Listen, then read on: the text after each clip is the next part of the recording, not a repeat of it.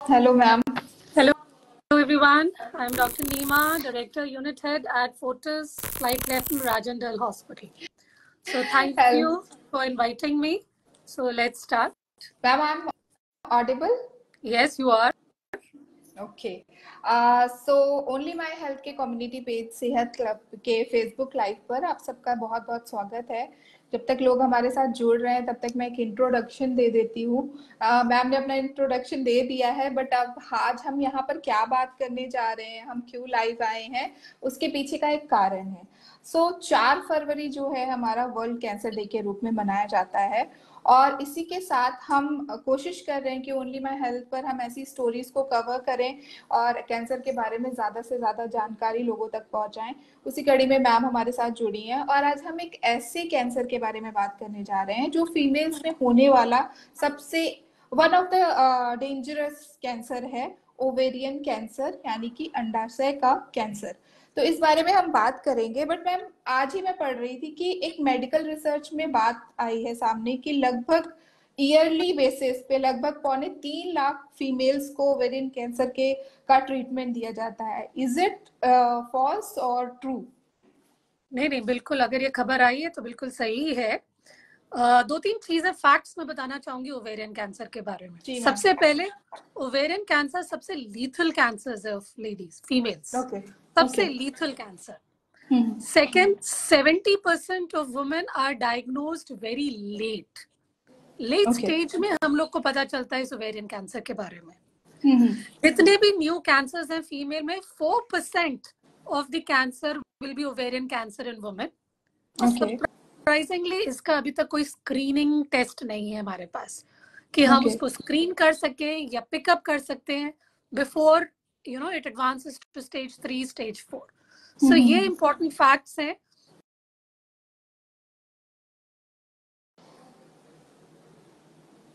Discuss करना, बात करना बहुत जरूरी है। ओके मैम, कॉजेस क्या हैं, क्यों होता है ये कैंसर, किस वजह से होता है, और ट्रीटमेंट का प्रोसेस कब स्टार्ट करना चाहिए, अर्ली साइंस क्या होते हैं? इसके बारे में एक ब्रीफ हम अगर बात कर लें, कैसे होता है, कब हमें वार्न हो जाना चाहिए और कब हमें डॉक्टर के पास जाना चाहिए? सबसे पहले मैं बताना चाहती हूँ ओवेरियन कैंसर होता क्या है। Ovarian cancer of the ovaries. Ovaries, her female के रिप्रोडक्टिव ऑर्गन्स में देयर आर 2 ओवरीज जो हार्मोन्स बना रही है, जिसकी वजह से हर महीने पीरियड्स होते हैं और आगे प्रेगनेंसी भी होती है। तो ये कैंसर इन ओवरी का cancer is cancer of the eggs. अब आपने बोला कि इसके क्या कॉजेज होते हैं ना। एक्चुअली इसके कोई कॉजेज हमें नहीं पता, कहीं भी इसके बारे में we don't know the causes of ovarian cancer, but definitely कुछ रिस्क फैक्टर्स जरूर है। अब रिस्क फैक्टर जैसे सबसे पहले एज, जैसे जैसे एज बढ़ती है risk of ovarian cancer increases. Obesity, वजन ज्यादा होने से भी रिस्क कैंसर बढ़ता है। देखा गया है जिनको अर्ली मेनार्की हुआ है या लेट मेनोपॉज हुआ है या जिनके कभी प्रेगनेंसीज नहीं हुई हैं, उनके केसेस में भी ओवेरियन कैंसर का रिस्क होता है। बट ओवेरियन कैंसर में सबसे इंपॉर्टेंट चीज है फैमिली हिस्ट्री। अगर किसी को भी family history of ovarian cancer है या family history of breast cancer है, तो it could be because of genetic causes. और इनफैक्ट अगर किसी की फैमिली में 2 या 2 से ज्यादा रिलेटिव्स को ब्रेस्ट कैंसर या ओवेरियन कैंसर होता है, तो हम उनको, ऐसे पेशेंट्स को जेनेटिक काउंसलर्स के पास भेजते हैं। वो जेनेटिक टेस्टिंग करते हैं कि उस पेशेंट का क्या रिस्क है ओवेरियन कैंसर, जिसमें हम ब्राका म्यूटेशन, एक स्टडीज होती है वो की जाती है, ब्राका म्यूटेशन 1, 2, जिससे हम किसी भी वुमन की probability of risk of ovarian cancer can be known. So these are certain high risk factors for ovarian cancer, but cause इसका कुछ नहीं पता होता. We don't know the cause, why it happens. जैसे कि मैम मेरा question था screening test का, लेकिन आपने बताया कि हमारे पास ऐसा कोई टेस्ट नहीं है, तो एग्जैक्टली कैसे हम ट्रीटमेंट की तरफ बढ़ते हैं, क्या? तो सबसे पहले होता है कि पेशेंट को सिम्टम्स क्या होते हैं। अब ओवेरियन कैंसर में कई बार पेशेंट इज एसिम्प्टोमेटिक, कोई सिम्टम्स ही नहीं होते पेशेंट को। कभी कभार बहुत ही वेग सिम्टम्स से पेशेंट प्रेजेंट करेगा, जैसे कुछ डिस्कम्फर्ट हो रहा है, खाना खाने में कुछ प्रॉब्लम हो रही है, ब्लोटिंग हो रही है, nausea, vomiting, loss of weight, loss of appetite, Rarely patient may present with pain or urinary symptoms or bleeding. So symptoms are usually very non-specific. लेकिन अगर कोई पेशेंट इस सिम्टम्स के साथ हमारे पास आता है, we start doing an ultrasound. So ultrasound is the first modality or the first investigation which is done to pick up ovarian cancer. Okay. अगर अल्ट्रासाउंड में आता है कि यस कुछ सस्पिशियस सा मास है जो ओवरी से राइज कर रहा है, सो ऐसे केसेस में फिर हम एमआरआई करके देखते हैं कि किस प्रकार की मास है, कोई सिस्ट है, कोई abnormal growth है, whatever it is. So MRI gives us a little picture about what kind of ovarian mass it is. उसके बाद हम कुछ ब्लड टेस्ट कराते हैं जिनको हम ट्यूमर मार्कर्स कहते हैं, जो कई प्रकार के ट्यूमर मार्कर्स होते हैं जो हमें बताता है कि ये जो ओवेरियन मास है उसकी क्या प्रोबेबिलिटी है of having an ovarian cancer. अब अगर आप पूछो कि उसको डायग्नोज कैसे करना है ओवेरियन कैंसर को, तो अगर कोई पेशेंट आ रहा है जिसमें आ रहा है कि पेशेंट का खूब सारा पानी भर गया है पेट में, या लंग्स में पानी भर गया है, या स्टमक में कुछ गांठें हैं, तब तो हम उसकी बायोप्सी करेंगे, हमें पता चल जाएगा. लेकिन अगर कोई पेशेंट हमारे पास आ रहा है अल्ट्रासाउंड या एमआरआई के साथ जिसमें सिर्फ गांठ है ओवरी में जो सस्पिशियस लग रही है, तो उसका हम बायोप्सी नहीं कर सकते. तो ऐसे पेशेंट्स में हमें लैप्रोस्कोपी करनी पड़ती है, दूरबीन डाल के देखना पड़ता है, और फिर उस पूरी ओवरी को निकालकर बायोप्सी करनी पड़ती है, जिसको हम फ्रोजन सेक्शन भी कहते हैं. क्योंकि बायोप्सी से ही हमारा डायग्नोसिस बनेगा कि ये ओवेरियन कैंसर है, किस टाइप का ओवेरियन कैंसर है, क्या स्टेज ऑफ द डिजीज है, ताकि उसको अकॉर्डिंगली मैनेज कर पाए. जो भी है लोग हमारे साथ अभी जुड़ रहे हैं, मैं उन्हें बता दूं कि अभी नीमा मैम के साथ हम ओवेरियन कैंसर के बारे में बात कर रहे हैं. अगर आपका कोई सवाल है, आप ट्रीटमेंट के बारे में जानना चाहते हैं या कुछ भी आपकी क्वेरी है, तो आप हमें इनबॉक्स कर सकते हैं. आप कमेंट सेक्शन में भी बता सकते हैं, हम मैम से अभी आमने सामने उसके बारे में बात कर लेंगे. मैम, ये जो पीरियड्स का इम्बैलेंस होता है या पीरियड्स के दौरान प्रॉब्लम होती है, इन जनरल शायद अगर मैं एक रेशियो बताऊं तो शायद 70% जो फीमेल्स हैं उन्हें पीरियड्स के दौरान प्रॉब्लम होती ही होती है.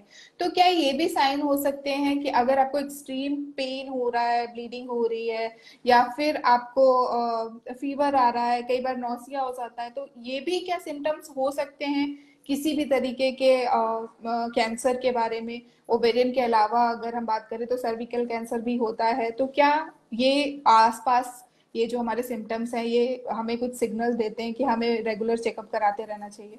बिल्कुल कराना चाहिए. अगर किसी भी लेडी को कोई भी पीरियड इश्यूज हो रहे हैं, हेवी ब्लीडिंग हो रही है, सिवियर पेन हो रही है, अबनॉर्मल ब्लीडिंग हो रही है, अबनॉर्मल स्पॉटिंग हो रही है before periods, after periods, intermenstrual bleeding हो रही है, she should visit a gynecologist. Gynaecologist patient को एग्जामिन करेंगे, इंटरनल एग्जामिनेशन करेंगे और अल्ट्रासाउंड कराएंगे, या जो भी जरूरी टेस्ट हैं लाइक पैप स्मेयर, ये सारी चीजें कराई.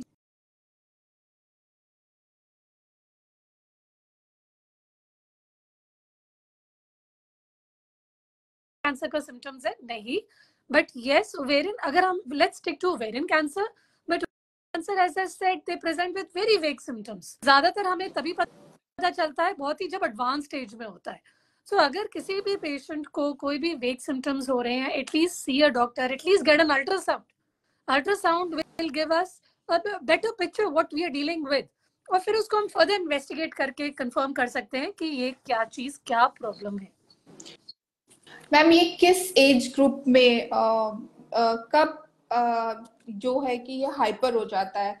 मतलब अगर बात करें तो 50 से लेके 70 तक की एज का जो ग्रुप है उसमें शायद ये ज्यादा. ओवेरियन कैंसर ज्यादातर ओल्डर एज में पाया जाता है. रिस्क फैक्टर ज्यादा हाई ओल्डर एज में होता है, but not necessary. There are type of ovarian cancers which are seen in younger girls also. बिल्कुल यंग टीनेजर्स में भी ओवेरियन कैंसर की होता है. कुछ प्रकार के ovarian cancers younger age group में भी होता है, मिडिल एज ग्रुप में भी हो सकता है, बट डेफिनेटली ओवेरियन कैंसर का रिस्क जैसे जैसे एज बढ़ती है, risk is more. Okay ma'am, आपने बोला कि ये हेरिडिटरी है, जेनेटिक होता है. तो क्या क्या ऐसी चीजें हैं कि लाइक अगर मेरी डॉटर है इन फ्यूचर में, या तो मुझे क्या ऐसे साइंस हैं जो मुझे अगर पीरियड्स में प्रॉब्लम होती है तो अगर वो बड़ी होती है तो मुझे कब से उसकी हेल्थ के बारे में ध्यान देना स्टार्ट करना चाहिए कि उसे ऐसी कोई प्रॉब्लम ना हो? बिकॉज कई बारी हम ध्यान भी नहीं देते, हमें प्रॉब्लम है बट हम ध्यान नहीं देते हैं उन चीजों का। तो कब ऐसी चीजें हैं कि स्टार्ट जब भी हमारा पीरियड स्टार्ट होता है तभी से हमें स्टार्ट कर देना चाहिए? ऐसे कौन कौन से टेस्ट हैं या वैक्सीन है जो हम लगवा सकते हैं स्टार्टिंग फेजेस से ही? ओके, सो एक एक करके क्वेश्चन के आंसर्स करती हूँ। सबसे पहले, हाँ। आज हम सिर्फ ओवेरियन कैंसर की बात कर रहे हैं। तो ओवेरियन कैंसर का कोई वैक्सीन नहीं है। ओके। कैंसर सर्विक्स का वैक्सीन है जिसके लिए हम नेक्स्ट सेशन करेंगे। सो ओवेरियन कैंसर का कोई वैक्सीन नहीं है। ओवेरियन कैंसर का कोई स्क्रीनिंग टेस्ट नहीं है, जैसे कैंसर सर्विक्स का स्क्रीनिंग टेस्ट है, ब्रेस्ट का स्क्रीनिंग है। ओवेरियन कैंसर का कोई स्क्रीनिंग टेस्ट नहीं है।